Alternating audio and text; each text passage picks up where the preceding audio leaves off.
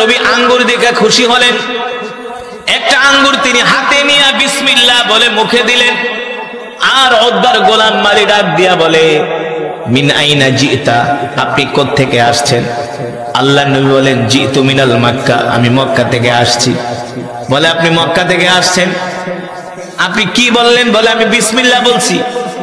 বিসমিল্লাহ বললেন, এমন শব্দ তো আমি আজ পর্যন্ত কোন মানুষের মুখে শুনি নাই। সুবহানাল্লাহ বলেন। আল্লাহর নবী বলে, তুমি শুনবা কিভাবে? তুমি কিভাবে শুনবা? এই কথা তো তায়েফের কোন মানুষের মুখে শোনার কথা, কারণ তায়েফে তো সব কাফের, এখানে তো মুসলমান নাই। মুসলমান থাকলে না বিসমিল্লাহ বলবে? আল্লাহর নবী ডাক দিয়া বলে, তোমার বাড়ি কোথায়? বলে, আমার বাড়ি হলো নিনাওয়া শহরে। বলে, তোমার বাড়ি যদি নিনাওয়া শহরে হয়, সেখানে আমার একজন ভাই আছে। বলে, নাম কি? আমার ভাইয়ের নাম হলো ইউনুস বাত্তাহ আলাইহিস সালাম। উতবার গোলাম মালি বলে, আপনি তাকে কিভাবে চিনেন? সে তো নবী। ইউনুস আলাইহিস সালাম তো নবী, আপনি তাকে কিভাবে চিনেন? আল্লাহর নবী বলে, আমি কেন চিনব না? ইউনুস আলাইহিস সালাম নবী, আমিও নবী। এই কথা শোনার পরে ওই উতবার গোলাম মালি আল্লাহর নবীর হাত মোবারক একটা চুমু দিছে। বলে, তাহলে আপনি কি শেষ জামানার পয়গম্বর? বলে, আমি শেষ জামানার পয়গম্বর। বলে, হ্যাঁ, আমি আমাদের ধর্মীয় কিতাবের মধ্যে শুনেছি শেষ জামানায় একজন নবীর আবির্ভাব হবে, যার নাম হবে মুহাম্মদ ইবনে আব্দুল্লাহ, যিনি কালেমার দাওয়াত দেওয়ার জন্য তায়েফে আসবে। ওগো নবী, আমি সেই দিন থেকে আমাদের ধর্মীয় কিতাবে আপনার নাম পড়ে আমি তায়েফের এই খেজুরের বাগানে, আঙ্গুরের বাগানে গোলামি করতেছি আপনাকে পাওয়ার জন্য। আপনি আর দেরি করবেন না, আপনি এখনই আমাকে কালেমা পড়ায় মুসলমান বানায় দেন। এবার উতবার গোলাম মালিকে আল্লাহর নবী কালেমা পড়ায় মুসলমান বানায় দিলেন। দূর থেকে উতবা তাকায় তাকায় দেখতেছে আল্লাহর নবীর সাথে তার গোলাম হাসি দিয়ে কথা বলতেছে। এবার উতবা চিন্তা করে মনে মনে, এতদিন কালেমার দাওয়াত ছিল মক্কায়, এখন চলে আসছে তায়েফে, আমার গোলাম মালিক কালেমা পড়া মুসলমান হইছে। এই কথা যদি তায়েফের মানুষ, মক্কার মানুষ জানে, তাহলে সবাই আমাকে ধিক্কার দিবে যে তোমার গোলাম কিভাবে কালেমা পড়া মুসলমান হইল। মুহাম্মদের তুমি এত বড় দুশমন। উতবা তার গোলামকে ডাক দিছে, এদিকে আস, এই যুবকের সাথে তো কি কথা বলস? বলে, বললে আপনার সমস্যা কি? কারে বেটা, এই যুবককে কি আমার চেয়ে তুই বেশি চিনস নাকি? সে তো আমাদের আত্মীয়, সে তো হলো হুয়া মাজনুন, একটা পাগল কন্যা, উযুবিল্লাহ। সে হলো হুয়া সাইন, সে হলো একটা জাদুকর। আল্লাহর রাসূলকে যখন এই কথা বলতেছে, উতবার গোলাম মালি বলে, আপনি তো একটু আগে এই যুবকের প্রশংসা করলেন, ঠিক না? আপনি তো আঙ্গুর দিলেন, আপনি তো বললেন তার মতো এত ভালো মানুষ মক্কার জমিনে একজনও নাই, আপনি এখন তার বিরোধিতা কেন করতেছেন? এবার উতবা চুপ করে আছে। উতবার গোলাম মালি বলে, শোনেন, আপনি আমার মলিব হইতে পারেন, আমি আপনার কাছে সত্য কথাটা প্রচার কইরা দিই। আপনি যাকে পাগল বলতেছেন, জাদুকর বলতেছেন, আসলে সে পাগল না, জাদুকর না, সে হলো আল্লাহর নবী। সে হলো আল্লাহর নবী। আমি তার হাতে হাত রেখে কালেমা পড়ে মুসলমান হয়ে গেছি। করছস কি? সে সত্য নবী, সে আখেরি পয়গম্বর, যার পরে আর কোন নবী আসবে না, যিনি হলেন রাহমাতুল লিল আলামিন। ঠিক কিনা বলেন? আল্লাহ তাআলা কোরআনুল কারীমের মধ্যে সে কথাই বলছেন, ওয়ামা আরসালনাকা ইল্লা রাহমাতাল লিল আলামিন। আল্লাহু আকবার। আল্লাহর নবী আবার তায়েফ থেকে মক্কায় আসলেন। তায়েফ থেকে মক্কায় এসে আল্লাহর নবী আবার কোরআনের দাওয়াত দেওয়া শুরু করলেন। মক্কার কাফেররা দিন দিন আল্লাহর নবীর উপরে অত্যাচারের মাত্রা বাড়ায় দিল। এমন অত্যাচার, এমন নির্যাতন, এমন জুলুম রে যুবক। আল্লাহর নবী নামাজে যায়, যখন সেজদায় যায়, আবু জেহেল উটের নাড়ি বড়িয়ে এনে আল্লাহর নবীর শরীর মোবারকের উপরে চাপায় দেয়। আল্লাহর নবী রাস্তা দিয়ে হাঁটে, পথের মধ্যে কাটা বিছায় দেয়। আল্লাহর নবীকে পাগল বলে গালি দেয়, মিথ্যাবাদী বলে গালি দেয়। এত অত্যাচার, এত নির্যাতন, এত জুলুম আল্লাহ নবীর উপরে তারা বাড়ায় দিল। আল্লাহ তাআলা ডাক দিয়ে বলল, হাবিব, আপনি আর মক্কায় থাকবেন না, আপনি এবার মক্কা থেকে হিজরত করে মদিনায় যাবেন। রেডি থাকবেন। আল্লাহ নবী সাইয়েদনা আবু বকরকে বললেন, আবু বকর রেডি থাকবেন, আমরা যে কোনো সময় মক্কা থেকে হিজরত করে মদিনায় চলে যাব। সাইয়েদনা আবু বকর রেডি রইলেন। আল্লাহ নবী যায় তাকে গভীর রজনীতে ডাক দিলেন। এবার মক্কা থেকে হিজরত করে মদিনার দিকে রওনা শুরু করলেন। সাথে ছিলেন সাইয়েদনা আবু বকর রাদিয়াল্লাহু তাআলা আনহু। তিনি বলেন, আমরা সফর করতে করতে অনেক দিন হয়ে গেছে, আল্লাহ নবী ক্লান্ত হয়ে গেছেন।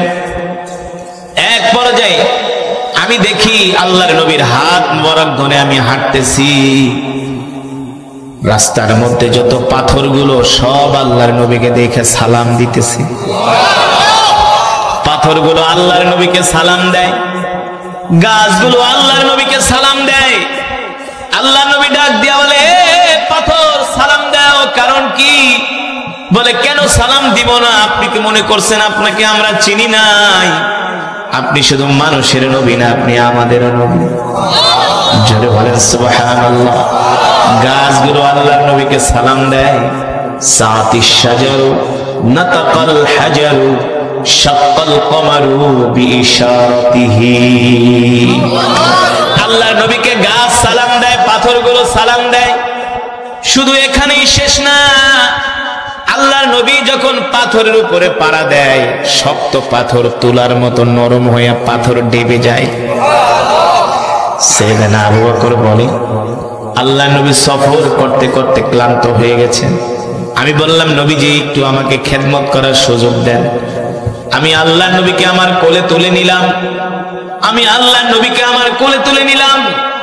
এবার আমি পাথরের উপর দিয়ে হাঁটতেছি, দেখি পাথরগুলো তুলার মতো নরম হয়ে যায়।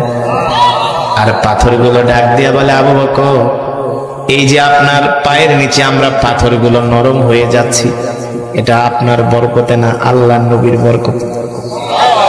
আল্লাহর নবীর বরকতে। সাইয়েদনা আবু বকর বলেন, এবার আমি আল্লাহর নবীকে আমার কোল থেকে নামায় দিলাম। এখন আমি পাথরের উপর পাড়া দেই, পাথর তো আর আগের মতো নরম হয় না। পাথর কেন আগের মতো নরম হবে? সাইয়েদনা আবু বকর তো আর নবী না, ঠিক কিনা বলেন? তিনি তো নবী। এই কারণে পাথরগুলো আকাশের মেঘমালা আল্লাহর নবীকে ছায়া দেয়। সুবহানাল্লাহ বলেন। শুধু এখানেই শেষ না রে যুবক, এমন নবীর উম্মত বানায় আল্লাহ আমাদেরকে দুনিয়াতে পাঠাইছে। এর নিয়ামত, আল্লাহ আমাদেরকে এত নিয়ামত দিয়েছেন, কিয়ামত পর্যন্ত সিজদায় পড়ে থাকলে সেই নিয়ামতের শুকর আদায় হবে না, ঠিক কিনা বলে? হাঁটতে হাঁটতে চলতে চলতে প্রচন্ড রৌদ্রের তাপ বেড়ে গেল। আল্লাহর নবীর ক্ষুধা লেগেছে, পানির পিপাসা লেগেছে। সাইয়েদনা আবু বকরকে ডাক দিয়া বলেন, আনা জাইউন জিদ্দান, আনা আতশানুন জিদ্দান। আবু বকর, কোনো খাবার দাবার আছে কিনা? খুব ক্ষুধা লেগেছে, আর পারতেছি না এই গরমের ভিতরে হাঁটতে। সাইয়েদনা আবু বকর বলে, গো আল্লাহর নবী, খাবার দাবার যা ছিল সব শেষ হয়ে গেছে। আবু বকর, কোনো পানি ঠানি আছে কিনা? বলে, পানিও নাই, খাবারও নাই। সাইয়েদনা আবু বকর বলে, হায় রে, আল্লাহর নবী আমার কাছে খাবার চেয়েছে, আমি নবীজিকে খাবার দিতে পারবো না, এর চাইতে আমার কাছে আর কষ্টের কিছু হতে পারে না। সাইয়েদনা আবু বকর বলে, আহ, এই মরুভূমির মধ্যে কে আমাদেরকে একটু পানি দিয়ে সাহায্য করবে? কে আমাদেরকে একটু খাবার দিবে? আমি টেনশনে পড়ে গেলাম। আল্লাহর নবী ডাক দিয়া বলে, আবু বকর, দেখেন এই মরুভূমির মধ্যে কোনো ঘর বাড়ি দেখা যায় কিনা? কি দেখা যায় কিনা? এই মরুভূমির মধ্যে কোনো ঘর বাড়ি দেখা যায় কিনা? সাইয়েদনা আবু বকর বলেন, শত শত কিলোমিটার মরুভূমি, এখানে ঘর বাড়ি আসবে কোত্থেকে? এখানে ঘর বাড়ি আসবে কোত্থেকে? সাইয়েদনা আবু বকর টেনশনে পড়ে গেলেন। আল্লাহর নবীর জবান মোবারক দিয়া যেহেতু ঘর বাড়ির কথা বের হয়েছে, নিশ্চয়ই এর মধ্যে কোনো কি আছে, নিশ্চয়ই এর মধ্যে কোনো কারণ আছে। সাইয়েদনা আবু বকর বলে, আমি 10 কদম দিতে পারি না, সামনে তাকায় দেখি একটা ঘর দেখা যায়। আমি এত খুশি হয়ে গেলাম। আল্লাহ নবীকে বললাম, ওগো নবীজি, ওই যে তাকায় দেখেন একটা ঘর দেখা যায়, একটা বাড়ির মতো দেখা যায়। আল্লাহ নবী বলে, আবু বকর চলে, ওই বাড়িতে যে আমরা বিশ্রাম করব, ওই বাড়িতে যে আমরা মেহমানদারি গ্রহণ করব। সাইয়েদনা আবু বকর বলে, আমি আল্লাহর নবীর হাত মুবারক ধরে আমি ওই বাড়ির দিকে যেতে শুরু করলাম। যেতে যেতে বাড়ির সামনে গেলাম, দেখি মরুভূমির মধ্যে একটা ভাঙ্গা একটা কুঠুরি, ভাঙ্গা একটা ঘর, ভিতর থেকে দরজা লাগানো। আল্লাহ নবী ডাক দিয়া বলে, আবু বকর যান, ঘরের দরজায় নক করেন। সাইয়েদনা আবু বকর বলেন, ইফতাহিল বাব, ইফতাহিল বাব, এ কে আছো, ঘরের দরজা খোলো। ভিতর থেকে আওয়াজ আসে না। 3-4 বার বলার পরে ভিতর থেকে একটা মহিলা কণ্ঠে আওয়াজ আসতেছে, কে গো তোমরা, কোত্থেকে আসছো, কি তোমাদের পরিচয়, কোথায় তোমাদের বাড়ি, কোথায় তোমাদের ঘর?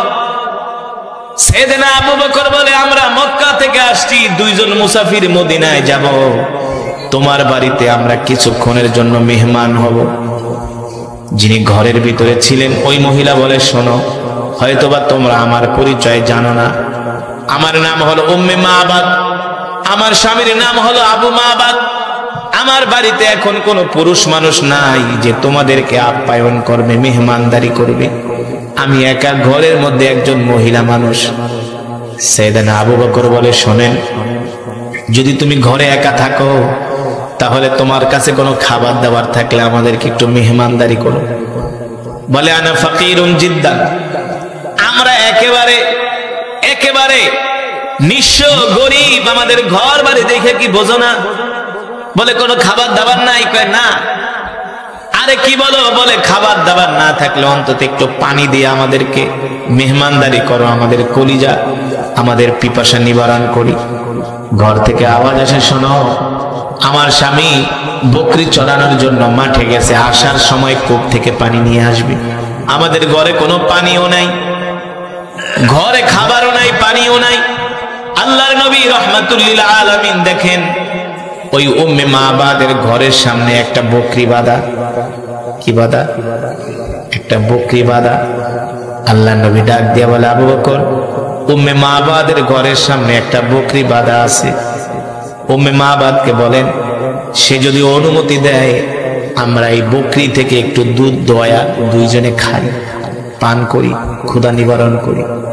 সাইয়েদনা আবু বকর বলে, উম্মে মাবাদ, ও উম্মে মাবাদ, তোমার ঘরে খাবারও নাই, পানিও নাই, তাহলে তোমার ঘরের সামনে একটা বকরি বাঁধা আছে, তুমি যদি অনুমতি দাও এই বকরি থেকে আমরা একটু দুধ দোয়া 2 জনে পান করি।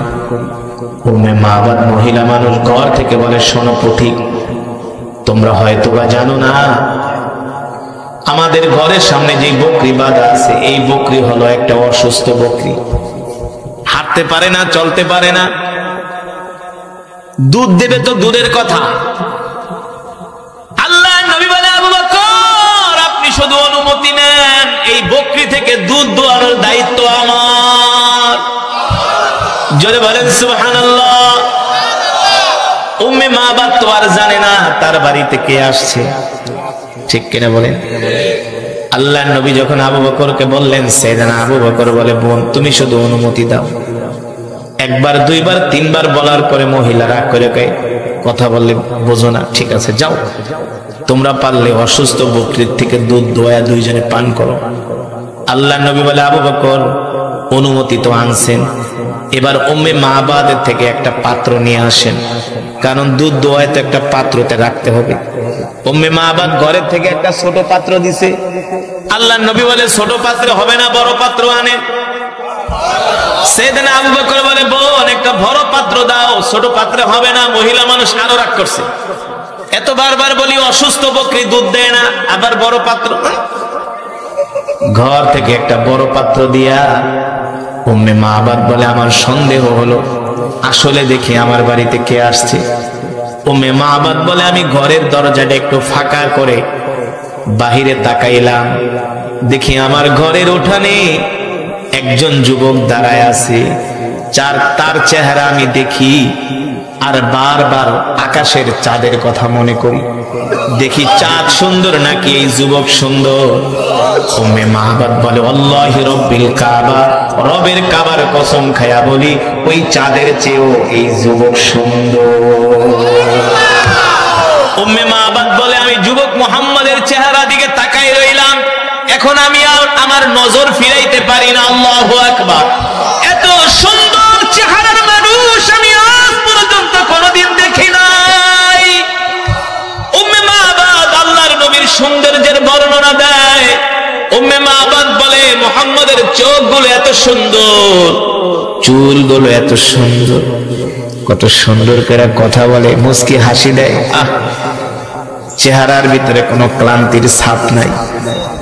মুহাম্মাদের চেহারার দিকে তাকাইলে তাকায় থাকতে মন চায়। আল্লাহু আকবার। সে কথাই তো আল্লাহ কোরআনুল কারীমের মধ্যে বলেন, ওয়া মা আরসালনাকা ইল্লা রাহমাতাল লিল আলামিন। আল্লাহু আকবার। এ দুনিয়ার মানুষ, আমি আল্লাহ তোমাদের জন্য এমন একজন নবী পাঠাইছি, প্রেরণ করেছি তোমাদের মধ্যে, যে নবী কিনা তোমাদের জন্য রহমত, যে নবী কিনা তোমাদের জন্য বরকত। আল্লাহ তাআলা পৃথিবীর যত সৌন্দর্য, সব সৌন্দর্য আল্লাহ আমার নবীকে দান করছে। আমার নবীর মতো এত সুন্দর করে আল্লাহ পৃথিবীতে কাউকে সৃষ্টি করে নাই, ঠিক কিনা বলেন?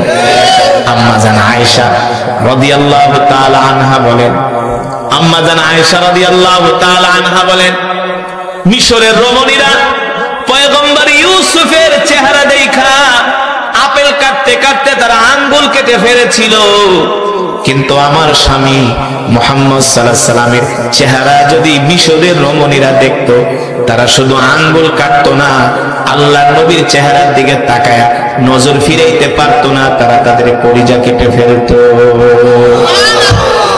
এত সুন্দর করে আল্লাহ আমার নবীকে সৃষ্টি করেছেন, সুবহানাল্লাহ বলে। এত সুন্দর করে আল্লাহ তাআলা আমার নবীকে বানাইছে, যেই নবীর চেহারার দিকে তাকায়া মক্কার কাফেররা তাদের দুঃখগুলো ভুলে যাইত। সাহাবীদের যখন ক্ষুধা লাগতো, ক্ষুধা, সাইয়েদনা আবু বকরের যখন ক্ষুধা লাগতো, সাইয়েদনা ওমরের যখন ক্ষুধা লাগতো, তারা আল্লাহর নবীর দরবারে এসে বসে থাকতো, নবীজির চেহারার দিকে তাকায় থাকতো। আল্লাহর নবী তাকায় বলে, আবু বকর এইভাবে তাকায় রয়েছেন কেন? ওমর এইভাবে তাকায় রয়েছেন কেন? সাইয়েদনা আবু বকর ওমর উত্তর দিত, নবীজি ক্ষুধা লেগেছে, ঘরে গিয়েছিলাম, খাবার নাই, আপনার মজমায় এসে আপনার চেহারার দিকে তাকাইলে ক্ষুধার যন্ত্রণা ভুলে যায়। এমন একজন নবী আল্লাহ আমাদেরকে দিয়েছেন। আল্লাহু আকবার। যেই নবী সম্বন্ধে আল্লাহ কোরআনুল কারীমের মধ্যে বলছেন, লাকাদ জাআকুম রাসূলুম মিন আনফুসিকুম আজিজুন আলাইহি মা আনিতুম হারিসুন আলাইকুম বিল মুমিনিনা রাউফুর রহিম। আল্লাহ তাআলা বলেন, দুনিয়ার মানুষ, আমি আল্লাহ তোমাদের জন্য এমন একজন নবী পাঠাইছি, যেই নবী কিনা তার জীবনের চেয়েও তোমাদেরকে ভালোবাসে, যেই নবী কিনা তার পরিবারের চেয়েও তোমাদেরকে ভালোবাসে, সুবহানাল্লাহ। যেই নবী কিনা তার আত্মীয় স্বজনের চেয়েও তোমাদেরকে ভালোবাসে, এমন একজন নবী আল্লাহ তাআলা আমাদেরকে দান করেছেন। খুশি নাকি বেজার? এবার উম্মে মাবাদ বলে, আমি ঘর থেকে একটা বড় পাত্র দিলাম, দেখি পয়গম্বর মুহাম্মদ সাল্লাল্লাহু আলাইহি সাল্লাম ওই পাত্র নিয়ে বকরির কাছে যাইতেছে। অসুস্থ বকরি আল্লাহর নবীকে দেখার সাথে সাথে সুস্থ হয়ে গেছে। শুধু সুস্থই হয় নাই, এবার বকরি আল্লাহর নবীকে সালাম দেয়, আসসালামু আলাইকা ইয়া রাসূলুল্লাহ। আল্লাহ নবী বলে, বকরি সালাম দিলা? বলে, সালাম কেন দিব না? আপনি কি মনে করছেন আপনাকে কি চিনি নাই? আপনি শুধু মানুষের নবী না, আপনি আমারও নবী। জোরে বলেন সুবহানাল্লাহ। ওগো নবীজি, আমি ছিলাম অসুস্থ, আপনাকে দেখার পরে আমি সুস্থ হয়ে গেছি। আল্লাহর নবী এবার বকরিকে ডাক দিছে, এদিকে আসো। বকরি দৌড়াই আইসা আল্লাহর নবীর কোল মোবারকে উঠছে। এবার বকরি তার মাথা মুখটা আল্লাহর নবীর কানের কাছে নিয়ে বকরির মনের দুঃখগুলো বলে। বকরির চোখ দিয়া পানি পড়ে, বলে, নবীজি দেখেন, আমি এত বছর ধরে অসুস্থ, আমার মালিক আমাকে ঘাস খাওয়ায় না, আদর করে না, যত্ন করে না, আমি দুধ দিতে পারি না, এই কারণে আমাকে কোথাও নিয়ে যায় না, আমাকে ঠিক মতো খাবার দেয় না। আপনি তো রহমাতুল লিল আলামিন, আপনি তো আমারও নবী, আপনাকে দেখে আমি সুস্থ হয়ে গেছি। আল্লাহু আকবার। এবার আল্লাহর নবী বকরির মাথায় হাত দিয়ে বলে, তুমি আর কোনোদিন অসুস্থ হবে না, আল্লাহ তোমাকে দুনিয়াতে যতদিন রাখবে তুমি সুস্থতার সাথে বাঁচবে। আল্লাহু আকবার। উম্মে মাবাদ বলে আমি ঘর থেকে তাকায় তাকায় দেখি ওই যুবক মোহাম্মদ বকরির সাথে কথোপকথন করতেছে। এবার আল্লাহ নবী ডাক দিয়া বলে, বকরি আমরা দুইজন মুসাফির, কিছু মনে করো না, তোমার থেকে একটু দুধ দোয়াইতে চাই। বকরি দুই পা দুই দিকে দিয়া বলো, গো নবীজি আপনি আমার থেকে দুধ দোয়ায় খান। আল্লাহ নবী বিসমিল্লাহ বলে বকরির স্তনে হাত দেওয়ার সাথে সাথে পুরো স্তন দুধে ভরপুর হয়ে গেছে। বকরি ডাক দিয়া বলে, গো আল্লাহর নবী আর দুধের বার সইতে পারি না, তাড়াতাড়ি করে দুধ দহন করেন। এবার আল্লাহ নবী নিজে দুধ দহন করলেন। দুধ দোয়া পাত্র ভরে গেছে, বড় পাত্র। উম্মে মাবাদ সব কিছু তাকায় তাকায় দেখতেছে। হায় রে, এমন আজব মেহমান তো আমরা আজ পর্যন্ত কোনোদিন দেখি নাই। এবার দুধ দোয়ানোর পরে আল্লাহ নবী বলে, আবু বকর পান করেন। সেদিন আবু বকর বলে, না আপনি আগে পান করেন। আল্লাহ নবী বলে, না না না আপনি আগে পান করেন। দেখেন কেমন নবী, নিজে না খায়া আগে সাহাবীকে খাওয়া, আগে সাহাবীকে। আর আমরা হইলে কি করতাম? নিজে বসলেন বাপের নাম না। আল্লাহ নবী নিজে খায় না, সাহাবীকে খাওয়া। সাহাবী পান করার পরে আল্লাহ নবী নিজে পান করলেন। আল্লাহ নবী বলে, আবু বকর দেখেন তো দুধের অবস্থা কি। সেদিন আবু বকর রাদিয়াল্লাহু তাআলা আনহু বলে, আল্লাহর নবী যেমন দুধ তেমন আছে, এক ফোঁটাও কমে না, এক ফোঁটাও কমে না। আল্লাহর নবী বলেন, যান এবার দুধের পাত্রটা উম্মে মাবাদের ঘরে দিয়ে আসে। সেদিন আবু বকর বলে, উম্মে মাবাদ নাও, তুমি খেয়েও তোমার স্বামীকে খাওয়াইও। আমরা দুইজন চলে গেলাম, আবার মদিনার দিকে যাত্রা শুরু করলেন। উম্মে মাবাদ বলে, আমি আর ঘরে থাকতে পারলাম না, ঘরের দরজাটা খুলে আমি লাফ দিয়ে ঘরের উঠানে পড়ে গেলাম। দেখি আমার পুরা বাড়ি জান্নাতের ঘ্রাণে, খুশবুতে আমার বাড়ি পুরা ঘ্রাণ ছড়ায় গেছে। যুবক মোহাম্মদের শরীরের ঘ্রাণে আমার বাড়ি পুরা ঘ্রাণ হয়ে গেছে, আমার বাড়ির চেহারা পাল্টায় গেছে। বলে দেখি যুবক মোহাম্মদ মদিনার দিকে যায়, আর আকাশের মেঘমালা যুবক মোহাম্মদকে ছায়া দেয়। তার শরীরে রৌদ্রের আলো লাগে না, তার শরীরে রৌদ্রের আলো লাগে না। আমি ডাক দিয়া বলে, এ মেহমান, বরকতের মেহমান তোমরা যেও না, তোমাদের মতো বরকতের মেহমান আমি আজ পর্যন্ত কোনোদিন দেখি নাই। আল্লাহু আকবার, জোরে বলেন আল্লাহু আকবার। যখন বিকাল বেলা হয়ে যায়, উম্মে মাবাদের স্বামী আবু মাবাদ বকরি চড়ায় বাড়িতে আসে। আয়েশা দেখে বাড়িতে ঘ্রাণ আর ঘ্রাণ। স্ত্রীকে ডাক দেয়, ইয়া যাওজি তাল উখরুজু মিনাদ দার, দরজা খুইলা বাইরে আসো। ব্যাপার কি আজকে বাড়িতে এত ঘ্রাণ? উম্মে মাবাদ বলে, স্বামী গো আসেন, আরো ঘটনা আছে। শুধু ঘেরান না, দেখেন অসুস্থ বকরি সুস্থ হয়ে গেছে। এটা কিভাবে সম্ভব? বল, হ্যাঁ আপনি যখন সকালবেলা বের হয়ে গেছে, দুপুরবেলা দুইজন মানুষ আমাদের বাড়িতে আসছে। একজনের চেহারা এত সুন্দর, যাকে এক নজর দেখার পরে মনে হয়েছে কত বছরের না আপন মানুষ সে। তাকে বিদায় দিতে মন চায় নাই, কলিজা ছিঁড়ে গেছে। বলো কি কোত্থেকে আসছে? কিছু বলছে, বলে মক্কা থেকে আসছে। বলো কি মক্কা থেকে আসছে? কোথায় গেছে? বলে মদিনায়। আবু মাহবুব বলে, বলো কি তিনি তো আখির জামানার পয়গম্বর, যাকে পাওয়ার জন্য আমি ওই মরুভূমির মধ্যে ঘর বানাইছি। আর থাকবো না এখানে, চলো তাড়াতাড়ি করে মদিনায় যায়া সেই নবীর হাতে হাত রেখে কালেমা পড়ে মুসলমান হয়ে যাব। মুসলমান যুবক সেই নবীকে পাওয়ার জন্য আবু মাহবাদ, উম্মে মাহবাদ এবার তারা ঘর বাড়ি ভাঙ্গা সবকিছু লইয়া মদিনায় চলে গেছে। মদিনায় যায়া নবীজির হাতে হাত রেখে কালেমা পড়ে মুসলমান হয়ে গেছে। তারা ইসলামের জন্য কত কষ্ট করেছে, আর আমাদের কোনো কষ্ট করতে হয় নাই। বিনা কষ্টে বিনা পরিশ্রমে আল্লাহ আমাদেরকে বিশ্ব নবীর উম্মত বানাইছে। খুশি নাকি বেজার? খুশি নাকি বেজার? শুধু নবীজির উম্মত হয়েছি, উম্মত হয়ে কি জান্নাতে যাওয়া যাবে? নবীজির সুন্নত মানতে হবে না? তাহলে আজ থেকে আমরা যতদিন বাঁচবো আল্লাহ নবীর সুন্নত গুলো মানবো। 5 ওয়াক্ত নামাজ আমরা জামাতের সাথে আদায় করব ইনশাআল্লাহ। নামাজ কয় ওয়াক্ত? জোরে বলেন কয় ওয়াক্ত? 5 ওয়াক্ত নামাজ। আর রাসূলের সুন্নাত গুলো আমরা মানব। আফসুস সালাম, এক মুসলমান আর এক মুসলমানকে সালাম দিব। ওয়াতিমুত তাআম, ক্ষুধার্তদেরকে খাওয়াবো। লিনুল কালাম, আমরা এক মুসলমান আর এক মুসলমানের সাথে নরম ভাষায় কথা বলবো ইনশাআল্লাহ। 32 বছর ধরে বিমান চালায়। আমি পাইলটকে যখন পেলাম মাহফিলে, 1 থেকে 1.5 ঘন্টা আমি তার সাথে আলাপ করলাম। ভাই বিমান চালান, একটু বলেন না, আকাশে যখন ওড়েন তখন কেমন লাগে? বলে হুজুর, যত উপরে যাই তত আল্লাহ তাআলার নিদর্শন দেখতে পাই। পরে আমরা বিমান ল্যান্ড করার 1 মিনিট আগেও আমরা বলতে পারি না যে আমরা নিরাপদে পৌঁছতে পারবো কিনা, এই গ্যারান্টি আমরা দিতে পারি না। বলে আমরা আল্লাহ তাআলার উপর ছেড়ে দিই। আমি হজে যাচ্ছি, হজ না ওমরা সফরে যাচ্ছি। একজন বিমানের পাইলট, বিমান ক্রু যারা খাবার দেয়,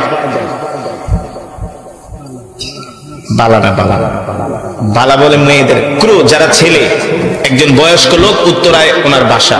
উনি আমাকে দেখে দৌড়ে আসছে, বলে হুজুর আমি তো আপনাকে চিনি, আমি সবসময় আপনার তেলাওয়াত শুনি।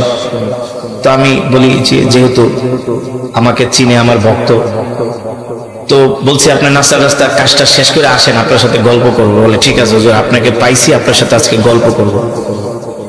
তো ঢাকা থেকে জেদ্দা প্রায় উনি আমাকে 1 থেকে 1.5 ঘন্টা সময় দিছে। বিশ্বাস করেন, আমরা ম্যাপে দেখতেছি যে জেদ্দা এয়ারপোর্টে বিমান অবতরণ করতে আর মাত্র 30 মিনিট বাকি আছে। কত মিনিট? কত মিনিট? তো যারা বিমান জার্নি করে তারা মনে করেন যত টাইম কমে তত খুশি হয়, কারণ বিমানে বসে থাকতে কারোই ভালো লাগে না। বিমানে থাকা মানে কি 1 সেকেন্ডের কোনো কি নাই, নিরাপত্তা নাই, গ্যারান্টি নেই।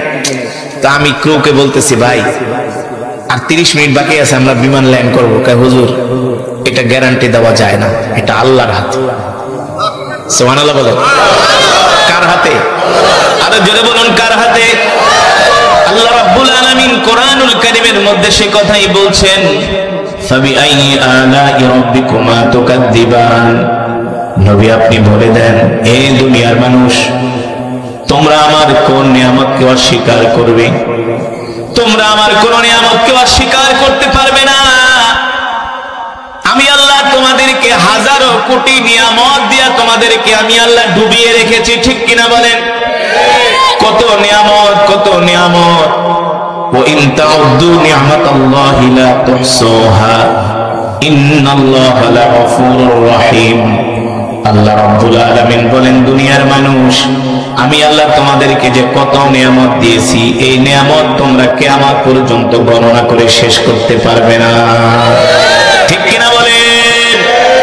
ও মুসলমান, যে কোরআন আমি আপনাদের সামনে তেলাওয়াত করলাম, এই কোরআন আল্লাহ তাআলা বিশ্ব নবীর উপরে নাজিল করেছেন।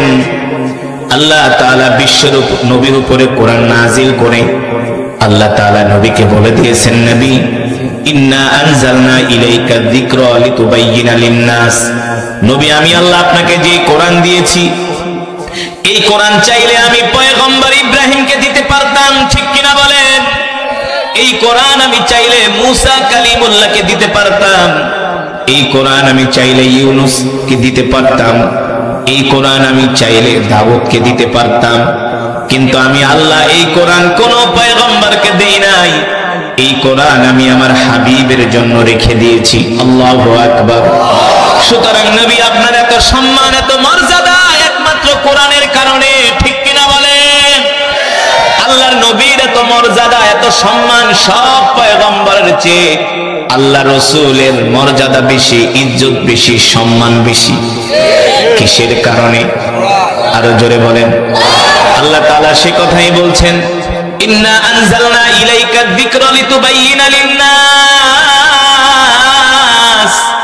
নবী আমি আল্লাহ আপনাকে যে কোরআন দিয়েছি, এই কোরআন নিয়ে আপনি ঘরে বসে থাকবেন না, এই কোরআন দিয়ে আপনি মক্কার কাফেরদেরকে দাওয়াত দেন।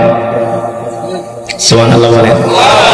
এই কোরআন দিয়ে আপনি মক্কার কাফেরদেরকে দাওয়াত দেন। আল্লাহর নবী এই কোরআনের দাওয়াত দেওয়ার জন্য আবু জেহেলের কাছে যান, আবু লাহাবের কাছে যান, উতবার কাছে যান, ওলীদ ইবনে মুগীরার কাছে যান। বারবার আল্লাহর নবী কোরআনের দাওয়াত নিয়ে যান। মক্কার কাফেররা কোরআনের দাওয়াতকে অস্বীকার করে। আল্লাহর নবীকে মিথ্যাবাদী বলে গালি দেয়, আল্লাহর নবীকে জাদুকর বলে গালি দেয়। বলেন নাউজুবিল্লাহ। আল্লাহ তাআলা ডাক দিয়া বলে, হাবিব আপনি মন খারাপ করবেন না, আপনি কাফেরদের কথায় কর্ণপাত করবেন না, আপনি কোরআনের দাওয়াত চালায় যান। আলা লাহুল খালকু ওয়াল আমরু তাবারাকাল্লাহু রাব্বুল আলামিন। নবী গো, আপনি যে কোরআনের কথা বলেন, মক্কার কাফেরেরা এই কোরআনের বিরোধিতা করে, কোরআনের বিরুদ্ধাচরণ করে। আপনি মক্কার কাফেরদের সামনে ঘোষণা করে দেন, এই মক্কার কাফেরেরা তোমরা শুনে রাখো, আলা লাহুল খালকু ওয়াল আমর তাবারাকাল্লাহু রাব্বুল আলামিন। মক্কার কাফেরেরা শুনে রাখো, আমি আল্লাহর পয়গম্বর মুহাম্মদ সাল্লাল্লাহু আলাইহি ওয়াসাল্লাম ঘোষণা করতেছি, তোমরা যতই কোরআনের বিরোধিতা করো, যতই কোরআনের বিরোধিতা করো না কেন, যতই তোমরা কোরআনের বিরুদ্ধে বিরুদ্ধাচরণ করো না কেন, আমি আল্লাহর পয়গম্বর মুহাম্মদ সাল্লাল্লাহু আলাইহি ওয়াসাল্লাম কোরআনের কথা বলেই যাব, কোরআনের বিধানের কথা বলেই যাব। শুধু কোরআনের বিধানের কথাই বলবো না, আজকে আমি তোমাদের সামনে ঘোষণা করতেছি, এই আসমান যার আইন চলবে তার, আল্লাহু আকবার, জমিন যার বিধান চলবে তার। আল্লাহর পয়গম্বর বিশ্বনবী রাহমাতুল লিল আলামিন মক্কার কাফেরদের রক্ত চক্ষুকে উপেক্ষা করে আল্লাহর কোরআনের দাওয়াত দিয়েছেন, ঠিক কিনা বলেন? এই কোরআনের কথা বলার কারণে নবীজির উপর এই বস, ওঠাউঠি করে, বসো, অশিক্ষিতর মতো ওঠাউঠি করে বয়ান হচ্ছে। এটা কি যাত্রা নাকি যে মন চাইলে উঠে যাবেন? বসেন। আপনাদের চেয়ে আমি অনেক বেশি ব্যস্ত, আপনারা যাবেন আধা কিলো 1 কিলো দূরে, আমি যাব ঢাকা। ব্যস্ততা কার বেশি? আপনি উঠাউঠি করতেছেন, যদি আপনার কারণে 10 জনের বয়ান শোনায় ব্যাঘাত হয়, আপনার গুনাহ হবে। রাগ করতেছেন? এটা কোরআনের মজমা। আপনি উঠাউঠি করলে তো এটা আল্লাহ তাআলা দেখছেন, তার মানে আপনি কোরআনকে ভালোবাসেন, ঠিক না? যত দরদ নিয়ে কোরআনের বয়ান শুনবেন, আল্লাহ তাআলা তত আপনার অন্তরে কোরআনের নূর বৃদ্ধি করে দিবেন। বুঝেন নাই? আল্লাহ তাআলা সকলকে তৌফিক দান করুন। অল্প সময় বয়ান হবে, আপনাদের ধৈর্যচ্যুত হবে না, অল্প সময়, আর 15 মিনিট, তারপরে মোনাজাত দিয়ে দিন। রাজি আছেন? ধৈর্য ধরে বসতে পারবেন তো ইনশাআল্লাহ? মুসলমান আল্লাহর বান্দারা, আল্লাহর নবী শেষ পর্যন্ত এই কোরআনের দাওয়াত নিয়ে তায়েফের ময়দানে গেলেন। কোথায় গেলেন? তায়েফের ময়দানে আল্লাহর নবী কোরআনের দাওয়াত নিয়ে গেলেন। তায়েফের ময়দানে বড় বড় 3 জন নেতা ছিল। একজনের নাম হলো উসওয়ান বিন হাবিব, আরেকজনের নাম হলো মাসউদ, আরেকজনের নাম হলো ওয়াইনা। আল্লাহর নবী 3 জনের কাছে কোরআনের দাওয়াত নিয়ে গেলেন। প্রথম জন বলল, মুহাম্মদ, মক্কার জমিনে এত ধনী মানুষ থাকতে আল্লাহ তোমার মতো একটা গরিব মানুষকে কেন নবী বানাইছে? নাউজুবিল্লাহ। আর জোরে বলেন নাউজুবিল্লাহ। সুতরাং মুহাম্মদ, আমি তোমার কথা শুনবো না, তোমার সামনে যাবও না। আর জোরে বলেন নাউজুবিল্লাহ। আর এক কাফের জাহান্নামের কীট, যার নাম হলো মাসউদ, তিনি বললেন, মুহাম্মদ, তুমি যদি সত্য নবী হয়ে থাকো, আর যদি তুমি আমাকে দাওয়াত দাও, তোমার দাওয়াত যদি আমি গ্রহণ না করি, তাহলে আমার বিপদ আছে। তার মানে আমি তোমার সামনেও যাব না, তোমার দাওয়াতের কথাও আমি শুনবো না। নাউজুবিল্লাহ। তৃতীয় জন আল্লাহর নবীকে এইভাবে উপেক্ষা করলেন। আল্লাহর নবী মন খারাপ করলেন। তায়েফের ময়দানে, মক্কা থেকে বুক ভরা কষ্ট নিয়ে তায়েফের ময়দানে গিয়েছিলেন কোরআনের দাওয়াত দেওয়ার জন্য। সিরাতের কিতাবের মধ্যে আসছে, আল্লাহর নবী 3 দিন পর্যন্ত কিছু খায় নাই। আল্লাহর নবী 3 দিন পর্যন্ত কিছু খায় নাই। ক্ষুধার্ত অবস্থায় তিনি তায়েফে গেলেন। মনে করেছিলেন তায়েফের মানুষেরা কোরআনের দাওয়াত গ্রহণ করবে। বুক ভরা আশা নিয়ে তায়েফের ময়দানে গেলেন। তায়েফের কাফেরেরা কোরআনের দাওয়াত তো গ্রহণ করলই না, উল্টা আল্লাহর নবীর বিরুদ্ধে অত্যাচার শুরু করে দিল। 1 মাইল 2 মাইল 3 মাইল না, 5 কিলোমিটার রাস্তা মক্কার কাফেরা, তায়েফের কাফেরেরা আল্লাহর নবীকে দৌড়িয়েছে, আর আল্লাহর নবীর শরীর মোবারকে পাথর মেরেছে। নাউজুবিল্লাহ। পাথর মারতে মারতে আল্লাহর নবীর শরীর মোবারককে রক্তাক্ত করে ফেলেছে। ও যুবক, ও বন্ধু, আজকে আমরা সেই কোরআনের কথা শোনার সময় আমাদের হয় না, না সেই কোরআনের মজমায় বসার সময় আমাদের হয় না, সেই কোরআন আমরা শিখি না। অথচ এই কোরআনের জন্য আল্লাহর নবী রক্ত দিয়েছেন, উহুদের ময়দানে দান্দান মোবারক শহীদ করেছেন। আল্লাহর নবী হাসরের ময়দানে যখন বলবে, উম্মত তোমাদেরকে আমি এত ভালোবেসেছি অথচ তোমরা কোরআন শিখলা না, সেই সময় আল্লাহর নবীর কাছে কি জবাব দিবেন বলেন? যে আল্লাহর নবীকে আল্লাহ তাআলা ৭০,০০০ বার জিজ্ঞেস করছে, ইসআলনি ইয়া মুহাম্মদ, ইসআলনি ইয়া মুহাম্মদ, ওগো আমার বন্ধু আপনি আমার কাছে কি চান? আপনি যা চাইবেন আমি আল্লাহ আপনাকে তাই দিব। আল্লাহ তাআলা ১,০০০ বার ২,০০০ বার না, ৭০,০০০ বার আল্লাহ তাআলা বলছেন, হাবিব আপনি যা চান আপনাকে তাই দিব। আল্লাহ নবী শুধু বলছেন, উম্মতি উম্মতি উম্মতি উম্মতি, আমি আমার উম্মতের জন্য চাই, আমি আমার নিজের জন্য কিছু চাই না। আর সেই নবীর উম্মতেরা আজকে কোরআন পড়তে পারে না, না সেই নবীর উম্মতেরা আজকে নামাজ পড়ে না, সেই নবীর উম্মতেরা আজকে দাড়ি রাখে না, সেই নবীর উম্মতরা আজকে রাসূলের সুন্নাত মানে না, ঠিক কিনা বলেন? অথচ আল্লাহর নবী তায়েফের ময়দানে কাফেরদের কত অত্যাচার সহ্য করেছেন। এক পর্যায়ে তায়েফের কাফেরেরা পাথর মারতে মারতে আল্লাহর নবীকে রক্তাক্ত করে ফেলেছেন। আল্লাহর নবী তায়েফের কাফেরদের পাথরের আঘাত খেয়ে জমিনের মধ্যে পড়ে গেছেন। আল্লাহর নবীর ডান পা মুবারক পাথরের আঘাতে ক্ষত বিক্ষত হয়ে গেছে। আল্লাহর নবী তায়েফের ময়দানে আল্লাহর নবী মাটির মধ্যে পড়ে আছে। যায়েদ বিন হারেসা দৌড়ায়া আল্লাহ রাসূলের হাত ধরলেন। আল্লাহর নবী এবার তায়েফের ময়দান দিয়া খুঁড়িয়ে খুঁড়িয়ে হাঁটে। আল্লাহর নবীর শরীর থেকে রক্ত ঝরতেছে। আরশে আজিম থেকে আল্লাহ তাআলা জিবরাইলকে পাঠাইছে, হে জিবরাইল যাও, আমার হাবিবের শরীর থেকে তায়েফের কাফিররা রক্ত ঝরিয়েছে, আমি আল্লাহ সহ্য করতে পারি না।